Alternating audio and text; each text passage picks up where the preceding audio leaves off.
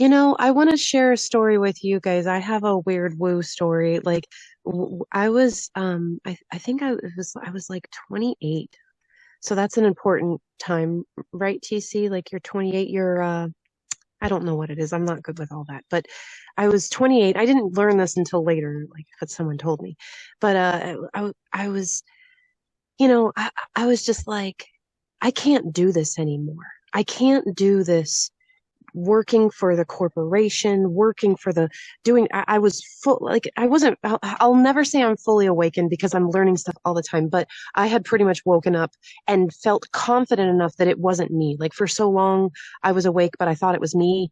And I was just like, oh, okay, this is a me problem. I gotta fix me. And then I did a lot of introspection and, like, I realized, like, oh shit, what if it's not me? And that was like fucking crazy. And then I was like 28 and I was like, I'm done. I'm done with this 9 to 5 bullshit. All the we go out on the weekends and we go to the bars and stuff and the group of friends with that, and nobody had any kind of converse. Everything was talking about what Dancing with the Stars or fucking just the stuff. It was just so out there, felt so alien to me. Once I started waking up to all of these other things, that felt as probably as alien to me as the stuff that I wanted to talk about did to them.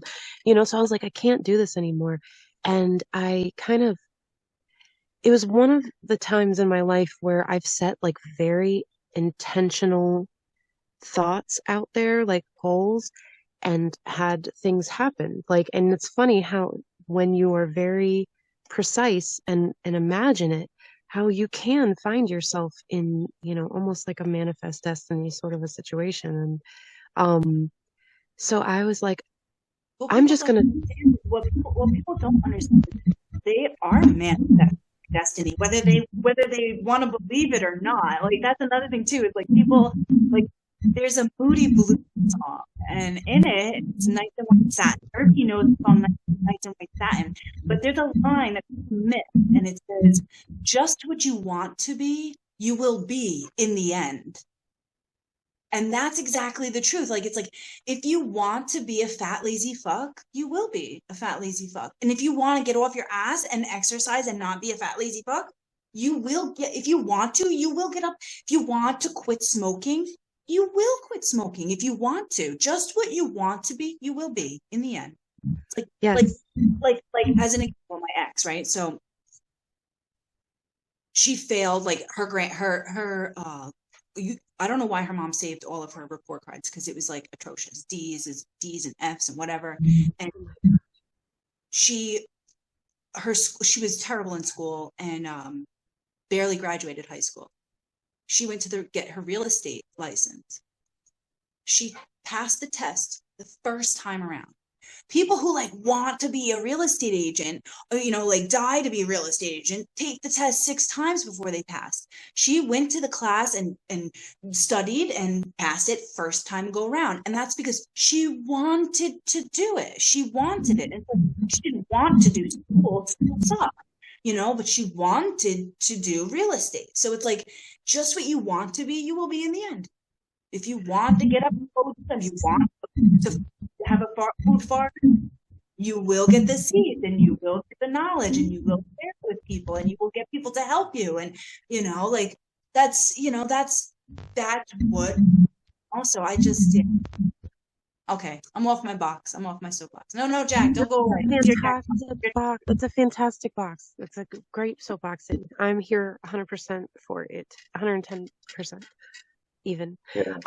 No, it's fantastic. No, because you're so spot on. It is. It's about what you want. And so often we get stuck in these loops of just being like, why we can't do something or why it's not right or whatever. And we find ourselves stuck in these loops and we don't even realize that that's like a negative reinforcement. Like, so you really are just like the D's on the report cards kind of a thing, just even keeping that around and keeping that over. But it changes once the person not only like wants it, but believes it can happen. Like it's possible. Like there's a pathway. There's something out there. Like I'm just going to leave it to the fates because I know that this is what I want.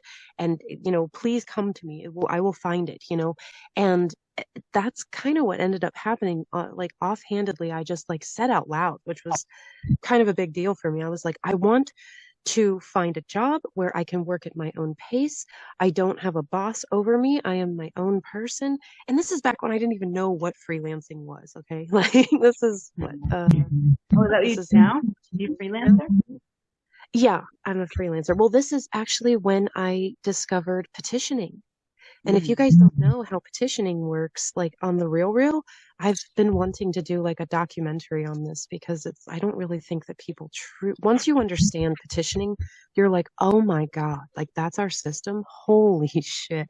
But I said to myself out loud, I want to do my own job. I want to be my own boss. I want to travel around. I want to talk to people. I want to figure out what the fuck is going on. And I want to, and I want to talk about weed. Sorry. I wanted to talk about, cannabis because I was so passionate about it. I was so pissed off that it was illegal. It was just a big opener to me and my understanding for like, because I was, for my personal reasons, I was not did any drugs or anything like that. I was like totally straight edge kid, like so straight edge. And I never tried any like substances like that until I got older. And then when I did, I was like, oh my God, what are, what have they done? You know, like, because like just so many like amazing, thoughtful conclusions like on these substances. And I was The like, best is I've been smoking since I'm like 12 years old. I started smoking cigarettes at 11, pot at 12. So the best is when somebody who is new to it, and I'm smoking with them, and I love when they the realization, and it always happens. They look at you and they go, "Why is this illegal? yeah. Why Well, is this illegal and alcohol is legal?" Like yes, I couldn't all get off that it. question always comes up. Why is Yeah, it? I couldn't get off of it though. It angered me, like something inside of me, like it just ticked my like social justice meter just a little bit too like off the Richter. Like I was like, oh my God, no, this is a conspiracy, dude. Like I was about to lose my mind. And I said I wanted to talk about weed. And sure enough, I was cruising Craigslist, which is not ideal because you don't cruise Craigslist for a job really. But I just was like, hey, why not? Let me look. And it literally had an ad on there and it was like, come. And I had just moved from West Virginia. I had moved back to Florida. I was staying with my brother. I was like trying to figure out what to do. I had been with my brother for like a month and a half. And I was like, I was getting old, and I was like, what do I do?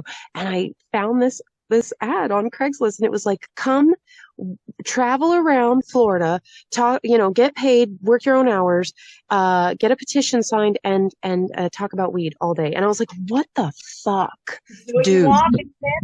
That shit. So I had to make the decision like, oh my God. And it was unlike anything I had ever done before. Just like jumping in the car, driving to a place. I don't even know where I'm going to sleep that night. Like what was going to happen. Like I just did it. It was like an hour and a half drive. I drove over and they were like, well, let's get a hotel for a week. And you just got to get 500 petitions. I think it was a week. I saw something like that, maybe five, maybe six. Anyway, there was a quota to meet, but like I was like, oh, that's no problem when I'm talking about something I want to do because I had done sales for so long, selling shit that I didn't give a fuck about. And then once I had a reason to talk about something, I was like, get out of town. This is me. And I did. I did that for the 4 years. And the shit that I learned from doing that, I mean, don't get me wrong, I never made any money doing it, but people do go into this system and make money off of petitions. I'm talking not a little bit of money either, like a lot of bit of money, a lot. So you do start to see like, because it was frustrating too when they legalized it here in Florida. They were like, oh, it's medicinal. It's not like a free, fully, recreational thing, purely medicinal. Well, This that's how whole thing was a long yeah, time. and it's basically written by corporations to get their in, so they have that a little time to get their in the market and have all their grow operations and have all their industry set up for when it does go recreational, they can be like flip on the switch. They're the ones with the monopoly, bing bang boom, and then all the little guys, just get pushed out of the market. So it literally was that they just couldn't find a way to tax it, these assholes. But anyway, but once I figured all of this out and like did that like intentionalizing like thought process, it really it freaked me out a bit because I was like, oh my gosh, what a power, right? And I think some people come across this power and they maybe haven't gone inside enough.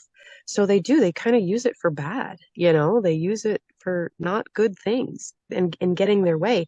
And then us as a society, we kind of look at this like, oh, might makes right. This guy is the strongest, and his idea wins because he seems the strongest and he's beat down all of his competition. Okay, like let's go with that guy, and that feels the safest, That might have worked in the past. The might makes right, but at this point, I think that we have so many people. Like there's so many people that that's the might, And this is the sport. I think the might is the might of the heart, like Care Bear stare. Yeah. Join hands, everybody. Care Bear stare. Like that'll be the might. Like I Yes, though. we have to